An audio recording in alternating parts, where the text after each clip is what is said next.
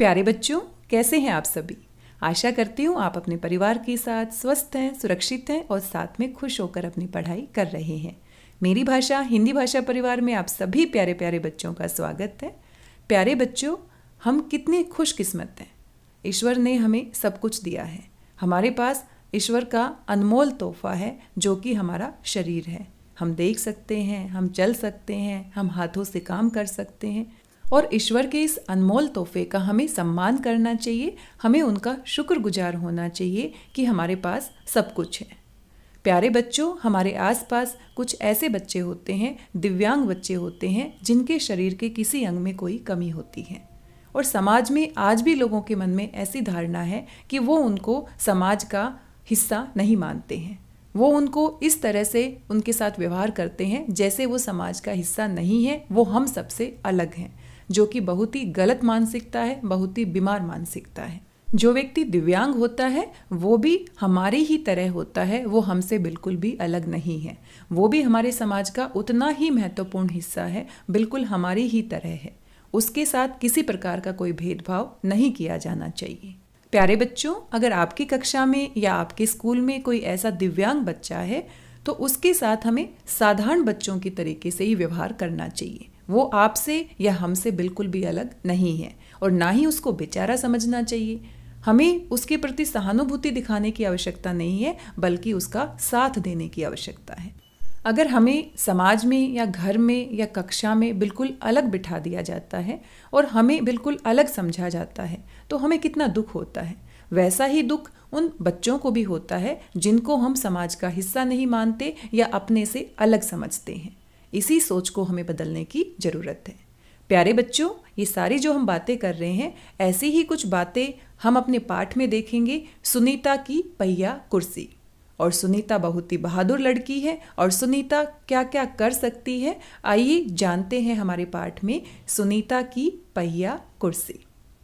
सुनीता सुबह 7 बजे सोकर उठी। कुछ देर तो वह अपने बिस्तर पर ही बैठी रही।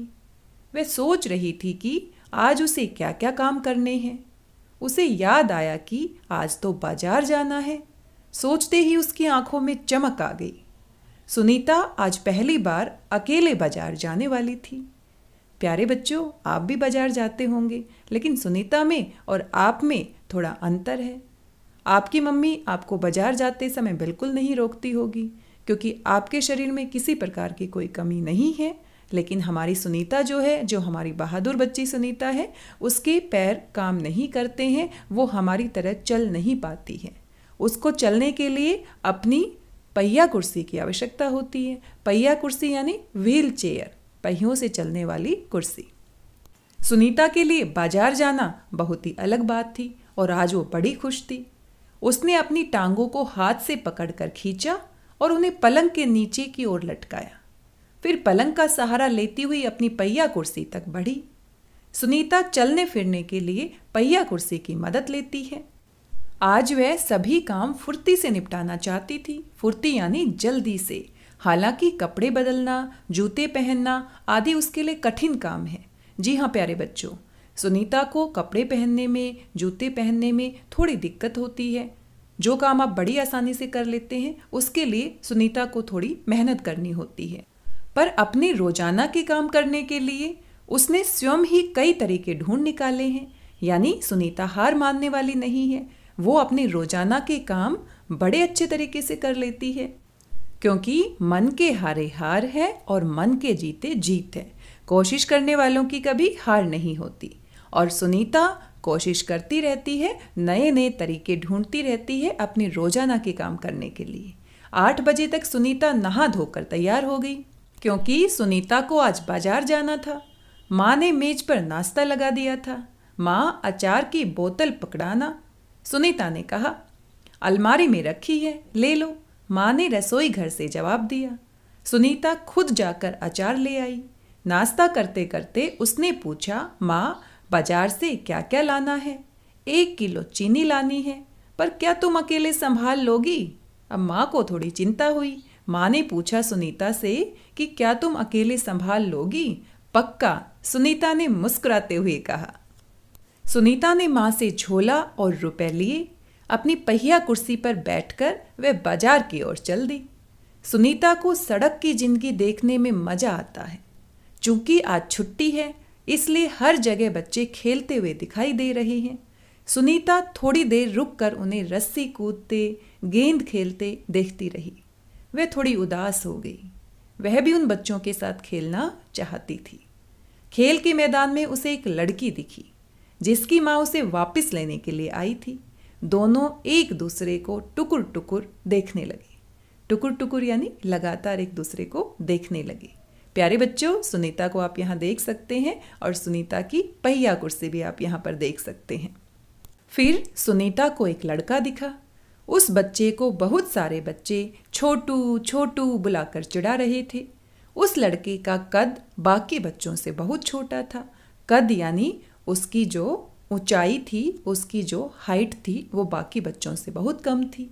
सुनीता को ये सब बिल्कुल अच्छा नहीं लगा। रास्ते में कई लोग सुनीता को देखकर मुस्कुराए, जबकि वह उन्हें जानती तक नहीं थी। पहले तो वह मन ही मन खुश हुई, परंतु फिर सोचने लगी, ये सब लोग मेरी तरफ भला इस तरह क्यों देख रहे हैं।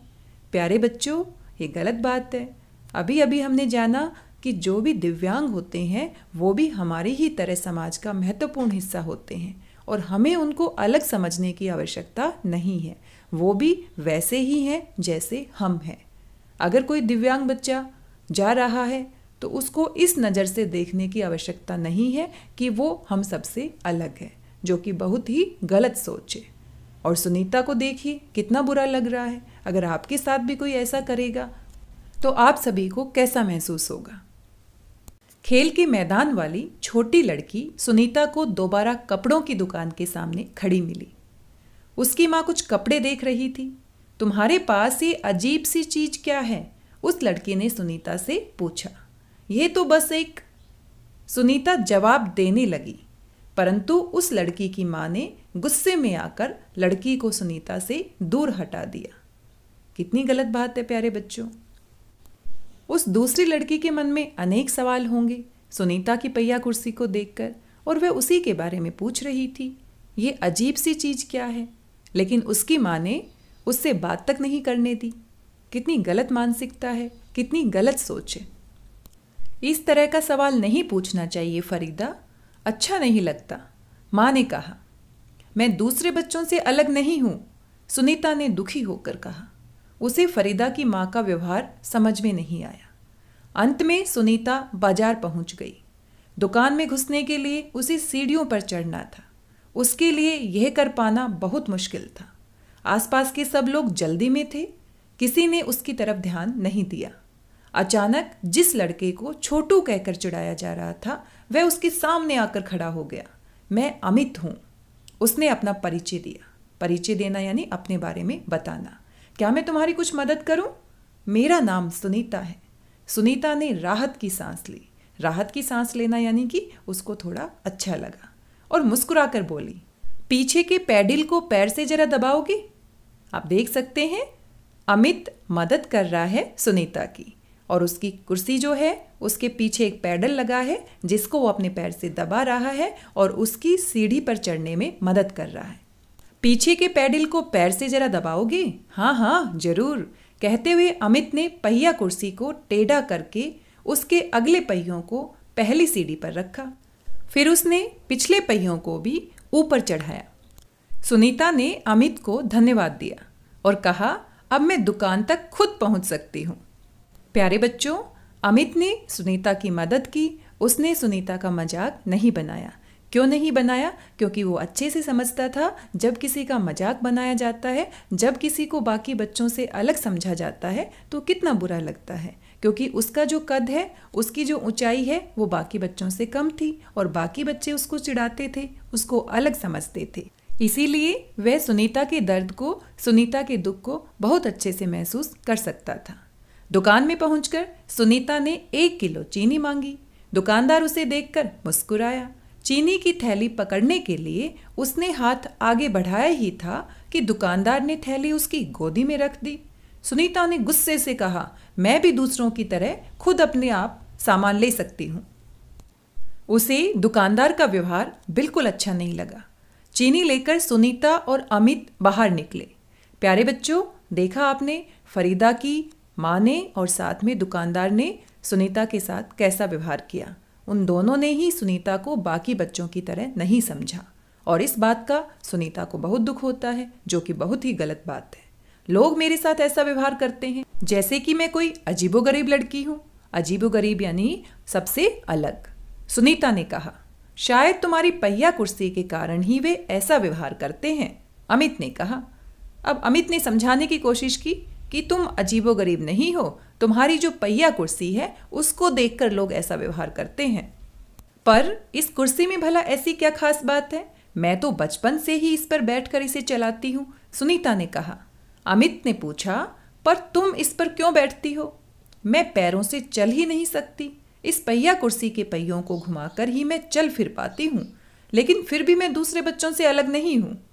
मैं भी सारे काम कर सकती हूँ जो दूसरे बच्चे कर सकते हैं, सुनीता ने कहा। प्यारे बच्चों, आप देख सकते हैं सुनीता को कितना दुख होता है जब उसको अलग समझा जाता है, उसके साथ अच्छा व्यवहार नहीं किया जाता। अमित ने अपना सिर ना में हिलाया और कहा, मैं भी वे सारे काम कर सकता हूँ जो दूसरे बच्चे कर सकते हैं, पर मैं भी दूसरे बच्चों से अलग हूँ, इसी तरह तुम भी अलग हो। अमित सुनीता को समझाने की कोशिश कर रहा है कि जिस प्रकार मैं अलग हूँ, मेरा कद छोटा है, मेरी ऊंचाई छोटी है, उसी प्रकार तुम भी अपने पैरों से नहीं चल सकती, पहिया कुर्सी की सहायता से चलती हो, इसीलिए हम दोनों ही दूसरे बच्चों से क्या हैं, अलग हैं। प्यारे बच्चों, देखा आपने, अमित ने कहीं ना कहीं अपने मन में ये बात स्वीकार कर ली है कि वो बाकी बच्चों से अलग है, क्योंकि बाकी बच्चे बार बार उसको छोटू छोटू कहकर चिढ़ाते हैं, तो उसने ये मान लिया है कि मैं बाकी बच्चों जैसा नहीं हूँ। लेकिन हमारी सुनीता अभी भी ये बात मानने के लिए तैयार नहीं है। वो अभी भी अपने मन में यही बात मानती है कि मैं सभी बच्चों के समान हूँ। सुनीता ने कहा, नहीं, हम दोनों दूसरे बच्चों जैसे ही हैं। अमित ने दोबारा अपना सिर ना में हिलाया और कहा, देखो तुम पहिया कुर्सी पर बैठकर चलती हो, मेरा कद बहुत छोटा है, हम दोनों ही बाकी लोगों से कुछ अलग हैं। प्यारे बच्चों, आपको क्या लगता है, सुनीता सही कह रही है या फिर अमित? इसके बारे में सोचिए। सुनीता कुछ सोचने लगी। उसने अपनी पहिया कुर्सी आगे की ओर खिसकाई। अमित भी उसके साथ साथ चलने लगा। सड़क पार करते समय सुनीता को फरीदा फिर नजर आई। इस बार फरीदा ने कोई सवाल नहीं पूछा, और क्यों नहीं पूछा होगा, क्योंकि माँ ने उसको डांट दिया था। अमित झट से सुनीता की पहिया कुर्सी के पीछे चढ़ गया। फिर दोनों पहिया कुर्सी पर सवार होकर तेजी से सड़क पर आगे बढ़े।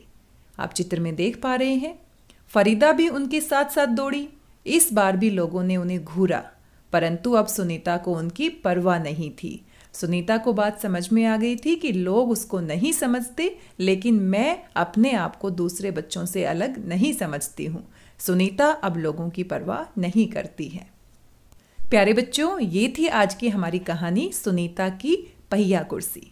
और कितना कुछ हमने इस कहानी से सीखा कि हमें हर व्यक्ति को सम्मान की दृष्टि से देखना चाहिए। वो भी समाज का उतना ही महत्वपूर्ण हिस्सा है जितना कि हम।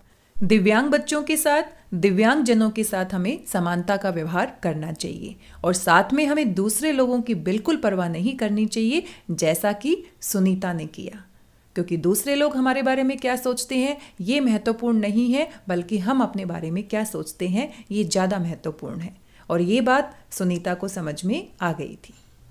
प्यारे बच्चों, आज के इस वीडियो में बस इतना ही। आशा करती हूँ आपको सुनीता की पहिया कुर्सी पाठ समझ में आया होगा, साथ में कहानी से आपने बहुत कुछ सीखा होगा।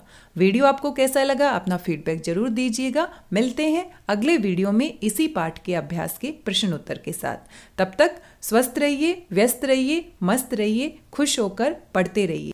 और हाँ, अगर आपके आसपास सुनीता की तरह कोई बच्चा है आपकी कक्षा में या आपके घर के आसपास, तो उसको अपने से अलग मत समझिए। वो भी आपकी ही तरह बच्चा है, और उसके साथ वैसा ही व्यवहार कीजिए जैसा कि आप दूसरों से अपने लिए व्यवहार की अपेक्षा करते हैं।